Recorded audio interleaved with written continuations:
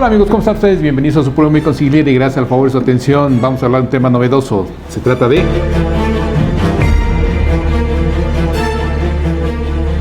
esa terrible carta aporte que está generando tanta controversia, que desde que se anunció ha generado muchísima polémica, tanto en cuestiones de funcionabilidad, de requisitos, de cumplimientos adicionales, que se ha venido en un momento determinado generando una prórroga, si la presento o no la presento, etcétera. Estamos viendo la parte medular de todo ello, la noticia periodística en la cual se señala que ya ha habido resoluciones favorables a los particulares en el tema del cumplimiento no.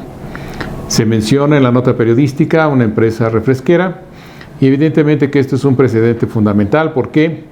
Porque necesitamos que adquiera la característica de firmeza para poder establecer que se trata de un precedente completamente válido jurídicamente hablando desde el punto de vista de la ley de amparo, para efecto de que se pueda abrir el camino y la brecha para llegar a una jurisprudencia. ¿Esto en qué sentido nos beneficia? En todos. ¿Por qué? Porque estamos viendo algo muy importante y muy controvertido que siempre ha existido desde que se ha emitido la miscelánea por parte de la autoridad fiscalizadora. ¿Debido a qué? A que en muchas ocasiones se establecen obligaciones adicionales a las que trae contempladas la ley. Cuando en realidad, como se menciona, lo que debe de hacer, en este caso la resolución miscelánea, es en cumplimiento del mismo Código Fiscal de la Federación, el hacer más fácil el cumplimiento de obligaciones de los contribuyentes, no el imponerles cargas adicionales.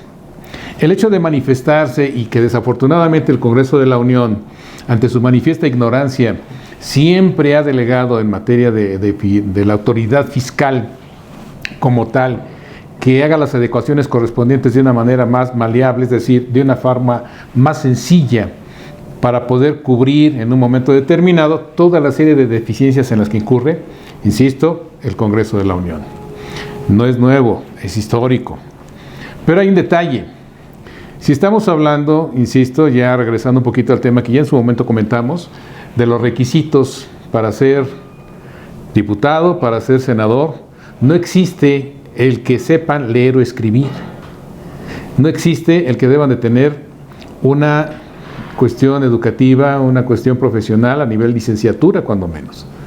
De tal suerte que ello implica que evidentemente cuando se trata de grupos, recordemos la frase, la mayoría da la fuerza, no la razón. Y en este caso estamos viendo que avientan la aplanadora y salen las cosas tal cual. Se han abierto foros de distintas maneras para distintas situaciones particulares de la reforma legal.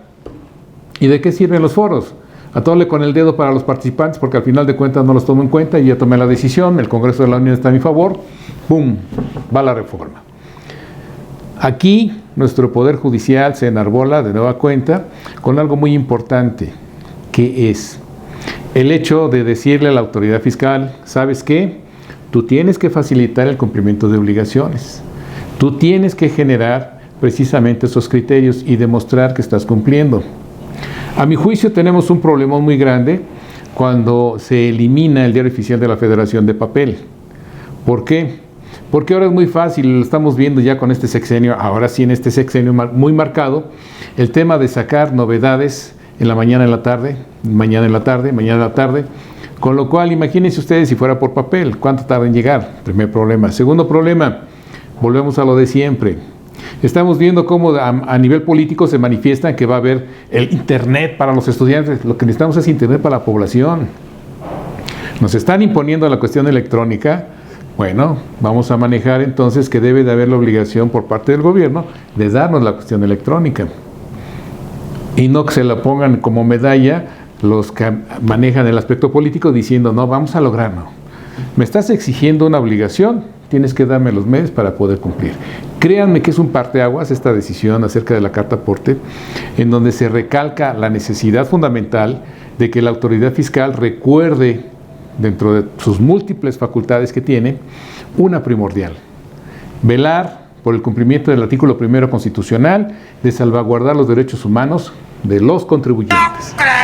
Y por otro lado tenemos nosotros la apertura fundamental para que el Poder Judicial de la Federación pueda enarbolar la bandera de la verdadera justicia fiscal y obviamente que esto puede generar para el año que viene, como ha pasado en otras situaciones, en otros periodos, el hecho de que le recorten el presupuesto, porque lo hemos visto de que en un momento determinado, cuando el Poder Judicial ejerce sus facultades de manera plena, ¡pum!, vienen las cuestiones de restricciones presupuestarias.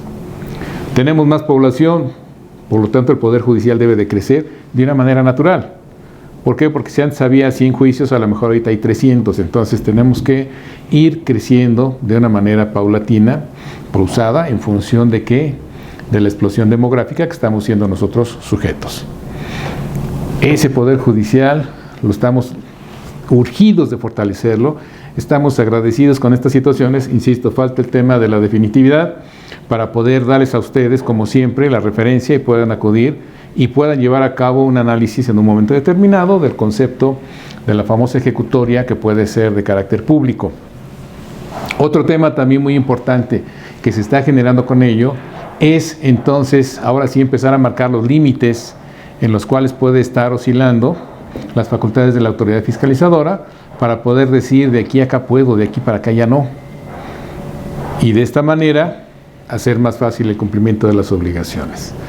Esas son situaciones muy interesantes que nosotros estamos viendo, muy benéficas para el contribuyente, pero necesitamos que evidentemente haya más valientes que se atrevan a seguir impugnando ese tipo de decisiones, porque en un momento determinado tenemos la consigna de el miedo, que en muchas ocasiones hay y que es lo que prevalece para tomar una acción de impugnar alguna situación de algún acto gubernamental.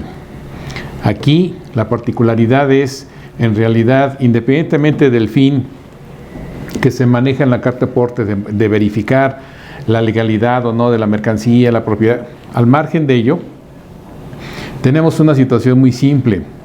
Si yo expido un comprobante por 100 cajas de leche, que cada una trae 12 litros, vamos a ponerlo por ejemplo, pues el transportista está recibiendo 100 cajas, que dice traer, obviamente, cada una 12 litros de leche.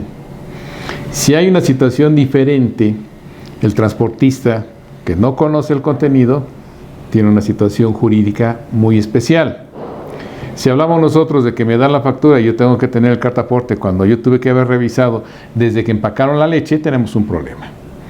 Entonces necesitamos coherencia, necesitamos gente que se ponga avesada en el tema de la fiscalización, pero desde un punto de vista más técnico, más práctico y sobre todo conociendo la verdadera operación de las empresas. De otra manera, insisto, tenemos la problemática permanente de seguir emitiendo normatividades desde el escritorio, desde el tanteómetro, desde el yo creo, actos de fe, yo creo que esto es bueno, yo creo que esto es malo, yo tanteo que esto va a resultar bien, y es una situación incierta para los contribuyentes. Y esto evidentemente que genera mayor desconcierto. Vamos a pensar en las empresas organizadas y vamos a pensar en la mayoría de empresas que hay en México, que son las pequeñas, micros y medianas, en las cuales carecen en un momento determinado del respaldo de fiscalistas, de especialistas en la materia. Ahí es donde la autoridad fiscal tiene que crecer de una manera desmesurada para poder ayudar a ese tipo de situaciones. El otro tema que tenemos absolutamente, completamente acreditable es el tema de la pandemia. Nos mencionan que podemos hacerlo en la vía electrónica, tenemos problemas con la página. ¿A quién es imputable? Técnicamente, desde el punto de vista legal, a las autoridades.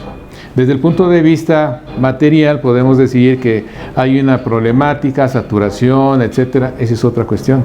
Eso se debió de haber analizado cuando se establecieron ese tipo de plataformas. Sin embargo, pues lo que estamos teniendo, lo que tenemos que resolver y lo tenemos que cumplir.